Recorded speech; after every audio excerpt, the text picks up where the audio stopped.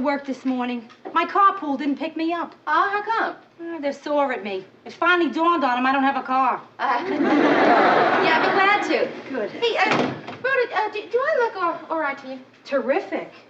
Really? Oh, yeah. That's some color. Yeah, good. All right, dress, you are no longer returnable. You are mine, all mine. I never knew anyone to buy a brand new dress for a Wednesday morning. Well, I just want to make an impression on somebody. Really? Yes. Great. Tell me all about him. Well, he's got a terrific sense of humor and a great personality. Hey, that's how people describe me. He can't be too great. What does he look like? He also happens to be very good looking, slightly gray. Slightly gray. Where? His face? His suit? Around temples. Has he got a name? His name is Paul Arnell. Hey, well, you've met his brother, Howard Arnell. Remember I dated him a couple of times? Oh, that Howard, yeah. Yes. Mm-hmm. But don't worry, Paul is nothing like Howard. I mean, I don't think Paul even owns a tie that lights up in the dark. Well, how did you meet Paul? I mean, did Howard introduce you to him? No, we're doing a series of interviews with Congressman Styron, and Paul writes his speeches, so we've met a couple of times, and he's coming by the office today, so... Ta-da! Yeah. Has he asked you out or anything? Well, he did once. I couldn't make it. I told him I was doing something. So tell him you've stopped doing it. Hello? Who? Oh, hi, Howard. Howard Arnell? Yeah, I did. I bumped into Paul the other day.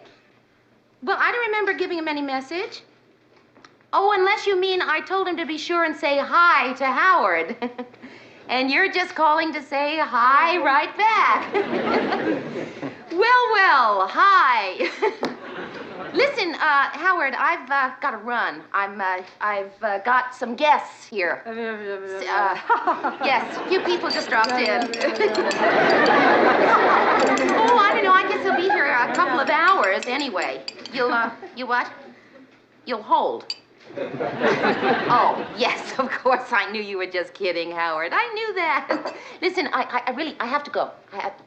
No, all right, I won't take any wooden nickels. Yes, I'll be sure to say hi to Paul when I see him. Right, good talking to you, too. Mary. Bye-bye, Howard. Quick, before he calls again.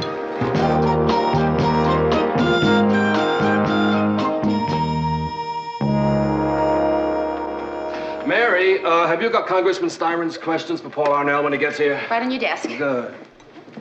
You know, Murray, I've been meaning to ask you, just hypothetically speaking, if a man has asked a woman out and she couldn't make it, how does she go about asking him or getting him to ask her out again? Oh, well, it depends on who the particular man is and who the particular woman is. Well, nobody in particular. Any two people, just hypothetically speaking. Hey, is the hypothetical woman you? I shouldn't even have brought it up. Just that there's something, kind of interesting about him. Who? Paul Arnell. Paul Arnell? Hey, he's great. Why don't you go out with him? Well, I don't know. Just came off the wire, Mr. Grant. Oh, thanks. Mary? Sir? Skip it. Skip what? Sit down. Mary, I know what you think of me. Same as everyone else thinks of me. All business, no time for sentiment. Tough, Lou Grant. Oh, no, Mr. Grant. I don't think that you're so... What? Well, usually I do. You're tough, Lou Grant. But underneath it all, Mary, I think of you like a daughter, which is saying a lot. Because I have 3 daughters, and one of them I don't even think of as a daughter. You're very sweet. In a tough sort of way. Right. So when I heard certain things around the office, I made certain inquiries so that maybe I could help you out with a certain situation. Well, I certainly want to thank you, Mr. Grant, but I don't know what you're talking about. Not what? Who? Paul Arnell. What? Fellow makes $13,000 a year, lives here in town, BA from Dartmouth, military, 4 years in the Air Force he served. No, Mr. Grant, I want to hear this. Marital status? Go on. Never been married. Thank you. Murray, you just couldn't wait to go and tell Mr. Grant about Paul Arnell. Oh, hey, it wasn't like that at all. Look, the man asked me a direct question, and I had to answer him. He said who, and I said Paul Arnell. Could you tell me why Mr. Grant would say who? Because he said, guess what guy Mary's interested in? Mary's interested in someone? Who? Don't tell me who it is. Just what are the initials? Oh, Ted. Oh, come on, Mayor. Everyone here knows but me. Mayor, how about you? Come on, what are the initials? All right, all right. The initials are P.A. P.A. As in Paul Arnell. Oh, as in Paul Arnell. It wouldn't be Peter or somebody, would it, Mayor? Okay. Everybody here is acting pretty cute, but let me tell you, if you're still acting pretty cute when he gets here, I mean it, I'm gonna quit. Mary, don't worry. We won't even be here. We'll leave, okay? Okay. Oh, hi, Paul. Hi. Arnell, good to see you. Paul Arnell. P.A. Paul Arnell. Oh, we gotta go now, Paul. Come I on, guessed Ted. it, didn't I? Didn't I guess it? Hi. Hi, Hank. What's the matter with your eye? Hi. No, it's gonna be all right. It's okay. Did you get something in it? Just a fist. I did. A what? No, nothing. It's, Paul, let me see it. pretty bad, huh? No, it looks pretty good. Oh, really? It's amazing to me how much punishment the human face can take before it breaks. Oh. Do you get any coffee? Yeah, sure, but Paul, what happened? Oh. I was sitting next to this guy at a lunch counter, and he's reading Styron's speech in the newspaper, and he's making loud, rude remarks, you know. Uh-huh. So oh, cream and sugar? Okay. Thanks. Did you tell him that you wrote it? Oh, no, not right away. He had a tattoo. Paul, what has that got to do with it? Well, Mary, look, there are two kinds of people in the world. Guys with tattoos and guys who are afraid of getting hit by guys with tattoos. Well, did you finally tell him that you wrote the speech? Yeah. So anyway, I stop. I say, hey, look, look, my friend, I wrote that speech. Right? So he gets a little embarrassed, you know, and that's when he hit me. Well, you didn't get into a real, a fight, did Fight? you? No, Mary, there was no fight. Good. It was more like a beating up. Well, at least you acted civilized. I mean, you didn't hit him back. Worse. I did worse. I kicked him. I mean, you know what I mean? All your life, since you're a kid, all you ever hear is men don't kick, not under any And circumstances. girls don't bite or scratch. Yeah, well, except during wartime, then maybe an enemy soldier would kick. Yeah, or bite or scratch even. Yeah, anything. well, but not a wholesome American boy. Right. Hey, Paul, that eye does look like it's beginning to swell up. Oh, really? Yeah. You put hot water or cold water on a If swelling you go eye. sit down, I'll do it. Ooh. You know, I think I wrecked my toe. When you kicked him? Yeah, I missed him and I hit the counter. But I think I got him. I think he must have broken his fist on my face. Oh, yeah, oh, that's good. Other eye? He hit you there, too? No, it just feels good. Your eye? Say, listen, Mary, would you be suspicious if I showed up at your apartment every night and you had to fix up my eye? No, not in the least. Oh. Would you, how about Friday night, say around 8 o'clock? Are you busy? Friday night at, Without a swollen eye. No, I'm not busy. I'd like that. Great. That's terrific. I'll be looking forward to it. Me too. Yeah. See you. Paul! The Styron interview, we still haven't gone over the Styron material. Styron, right, yeah. Sure, I made such a great exit. Why is nothing ever perfect? Hey, Mary. I don't see one person with graying temples. Give me a zip. Oh, sure. Don't you feel a little peculiar about going out with Paul? Why? Because of Howard. Rhoda, I told you, Howard and I were never what you'd call a big thing. Mary, I thought he told you he loved you. Yeah, he did. He tells everybody he loves them. I mean, Rhoda, if you dialed the wrong number and got Howard, he'd tell you he loves you. You would, huh? That's worth a dime. It's been a while. Oh. Magnifying mirror. Mary, why didn't you warn me? I thought it was a relief map of the moon. When they sell a magnifying mirror, they should include a printed suicide note. Rhoda, I think that's probably Paul. Yeah, probably. So, you want to, Okay, if you want me to stay around and help you break the ice, I'd be glad to. Hi, Paul. Hi. Let me take your coat. Oh. I'd like you to meet my friend, Rhoda Morgenstern. This is Paul Arnell. Ah, Well, hello, Paul. nice to see you. Now, Mary didn't tell me she was expecting company. I guess I'll just be running along. Say, Mary, you know that package that was delivered? You know the one I mean. It has very nice wrapping. Very nice wrapping. Good night, Rhoda. Much nicer than its brother.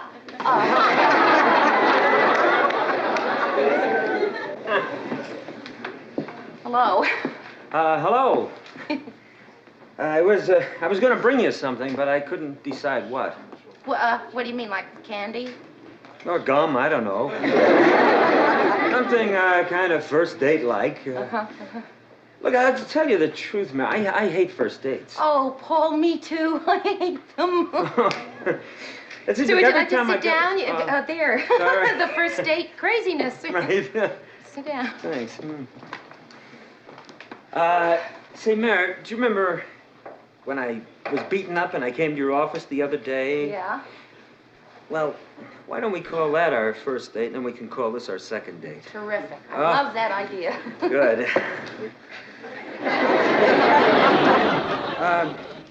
Also, listen, I don't want you to think I'm rushing into things, but it's just being our second date. I'd like to take you home and have you meet my folks. It's not what you think. See, they're leaving for Europe tomorrow for 2 months, and I've just got to stop by. Oh, well, sure. I'd like to see them again. I met them once with Howard. Oh, yeah. Well, it's really not where I would like to take you on our first time out. Second time. You know, if this was our first date, in a couple of hours, I'd probably be standing right here, wondering, should I kiss her goodnight while I got her? Or should I just wait, take a chance? Maybe she'll invite me in. You know what I mean? All that stupid I stuff. know, like, should I let him know that I wouldn't mind if he kissed me goodnight, or then would he think that I was, well, you know. Mary, just to get it out of the way. I want you to know, Mary, that I still respect you.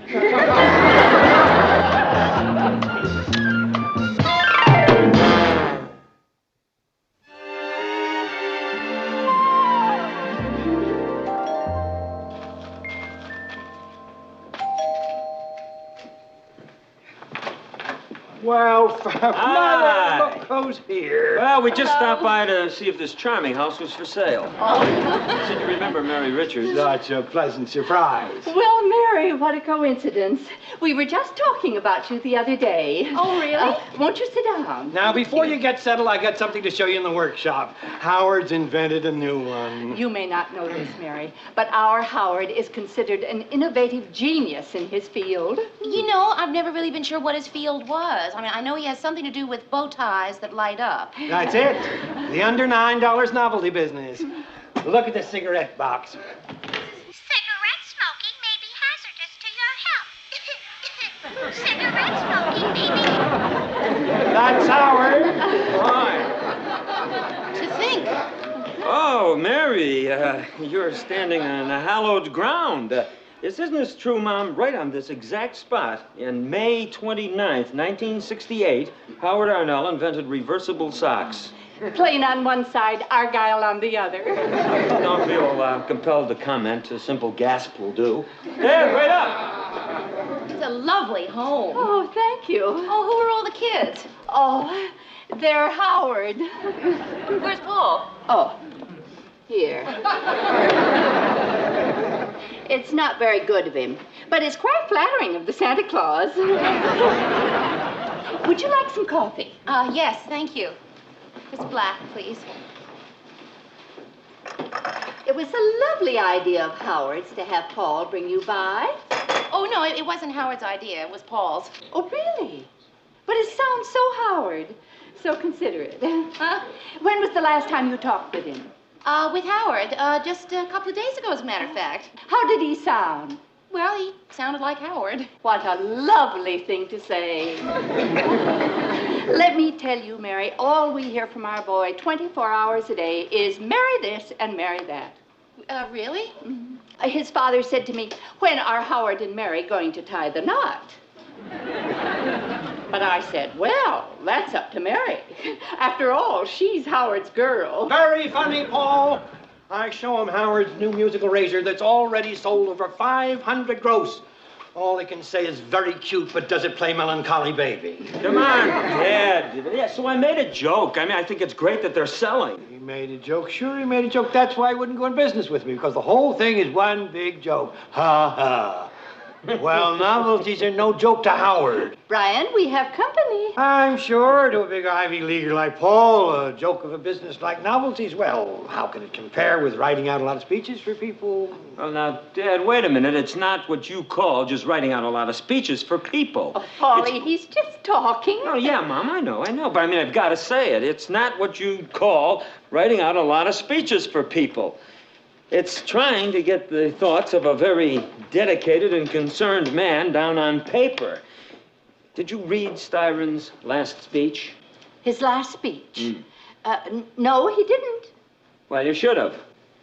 Look, all the New York papers said it was a turning point in Styron's career, and that with his kind of outspokenness, he could be a contender for governor in a few years, and after that, who knows, he could go any place, even the White House.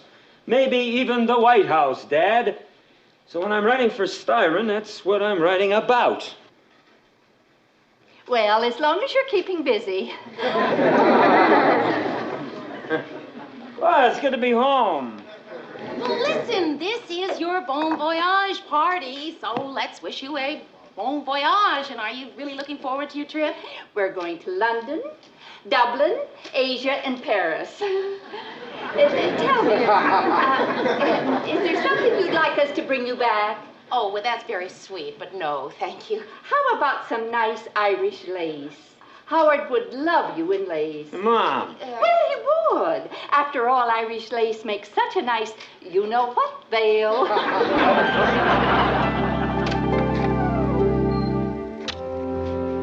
Well, thank you, Paul. I had a really great, time. Oh, sure. You had such a great time. You're home at 9:30. If you would have had any more of a great time, you could have been home by 8:30. Now, Mary, I'll tell you, they're just weird on the subject of Howard. You know, that talk about you and Howard, I should have said something. No, I should have said something. It's just that it's a little difficult to tell a woman you're not interested in her son when you're staring into practically a shrine of his baby pictures. Would you like some coffee? No, thanks, Mary, no. I tell you, I'm going back to the house. What, now? Yes, right now. Those two people are leaving for Europe tomorrow for 2 months. Now, I don't want them spending another 60 days thinking you were Howard's girl. Do you want to come with me? Well, I don't know. I think I'd probably feel a little funny. Well, okay, if you feel funny, but I've got to go back there. He walks up the stairs to the door, hoping she'll follow. He looks back. She gave him an encouraging smile. Then she made a decision. She's going with him. And a moment later, she's there by his side. Taking his arm, she turned out the lights. And they walked wordlessly into the night.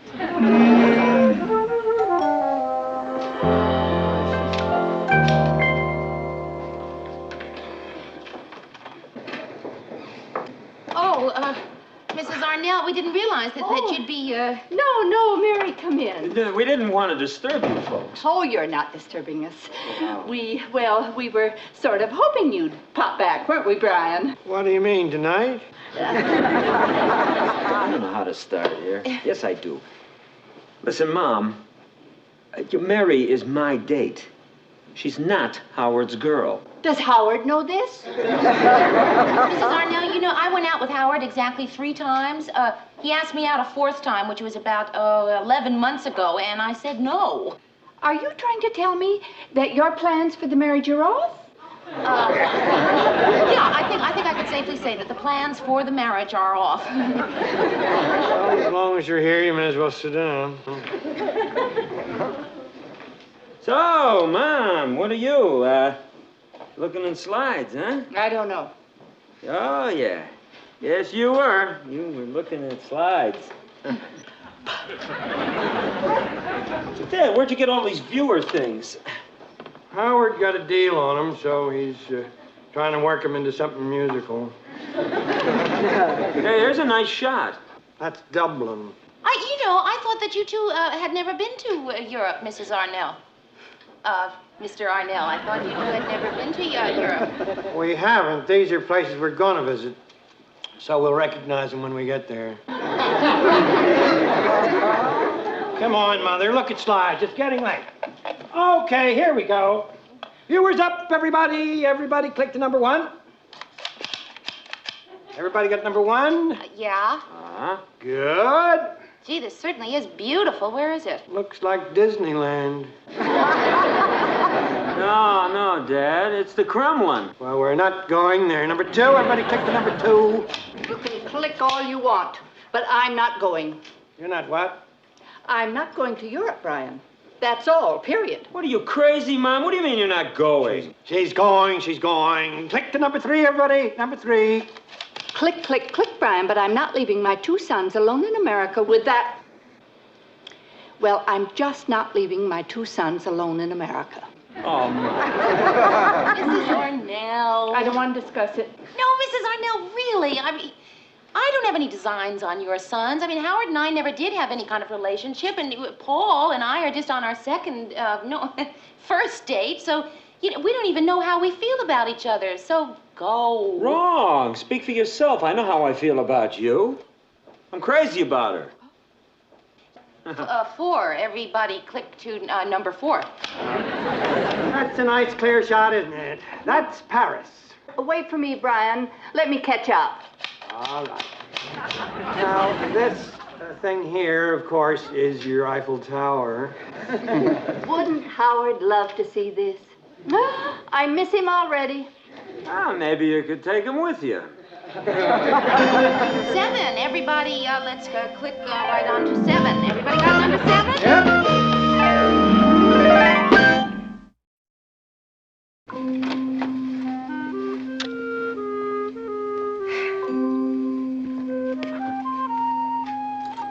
You get the feeling we're always standing here? Yeah, well, sort of, yes. Well, here we are. Do I come in? Do I say goodnight? Do I talk a lot to cover my self-consciousness?